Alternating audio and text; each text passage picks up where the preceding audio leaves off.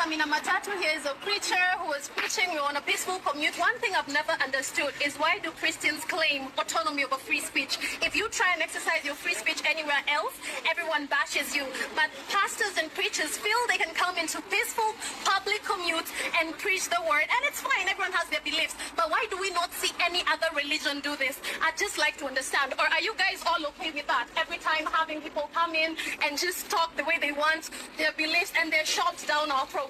I'm genuinely tired. One day I knew I would do this, and I wasn't sure, but here is the day. I just want to know in the comments. Just tell us. I just want to understand genuinely. If you try and say anything contrary, you will be labeled. Trust me, you will be labeled. So why do Christians claim autonomy over free speech? This is a commute, is it not? We are going somewhere. Are we not? If you wanted to go to church, we'd go on a Sunday. Yeah? You know, I applaud this young lady for standing up to this Christian in public spaces.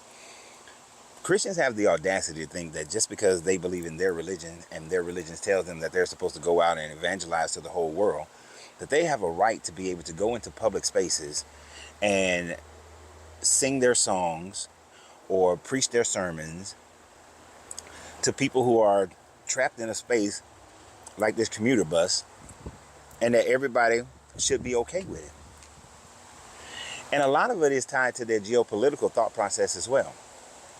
Let a Muslim person start singing or praising Allah in a public place, and all of a sudden they're going to start thinking terrorists, they're going to start thinking, oh my God, and they need to stop, and all this kind of thing is going to happen, especially in America. If that were to happen, you see people lose their shit. Because their geopolitical thought process on anybody who is Muslim is that they're a terrorist. If it's a Buddhist person or a Hindu person, they're not going to say a thing as far as fear. Now, they may have a problem with the fact that the person is out there chanting or trying to evangelize the people, and I would love to see that. But see, those religions don't say go out and evangelize to everybody. They don't say go recruit, go turn people from their own personal religion into what you want them to believe. But Christians, because they feel like they have that commission from their deity, that when they're in public restaurants and they start singing or something like that, that everybody in the restaurant should be fine with it. And when you do complain and tell the management, like, hey, I didn't come here for a concert. I came here to enjoy my meal. I came here to enjoy myself. I didn't come here for all this extra added. And they then get all in a tizzy about the fact that, oh, you don't want to praise the Lord. And they get angry. They get upset. This has happened to me before, where they got angry, they got upset, and they start fussing and yelling and start saying, we're going to praise the Lord anyway, until the management kicked them out. I wish that was in the days of TikToks and YouTubes and all that, but it was back in the day. It amazes me how arrogant Christians are to think that they have the right to intercede on anyone's life at any time. If you stand on a street corner with your megaphone, people got the option to just keep on walking by. Just like the little Buddhist guy is standing there, and one of them gave me this red bead. I had the option to say no. I had the option to just keep walking by. Across the street from him was some people preaching.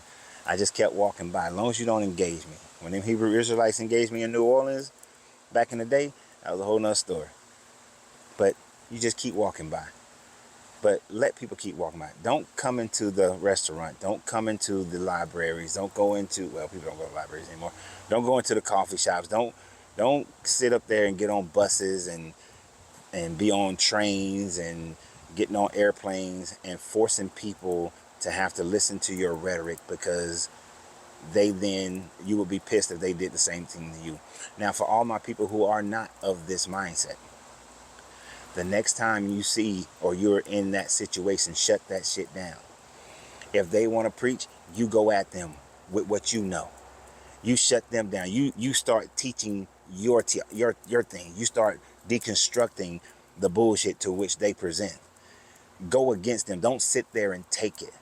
And if they still want to keep going, then and you don't want to go into a debate, then call the management, get the airline stewards, get whatever is necessary to make them stop.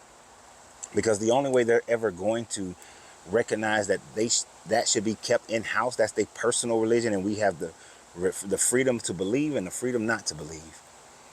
is to shut them down at every turn. And then at least they will think twice before doing it again. So y'all have a great day. And remember always, you have to free yourself to be yourself, because your greatness is non-negotiable. Good journey, good vibrations.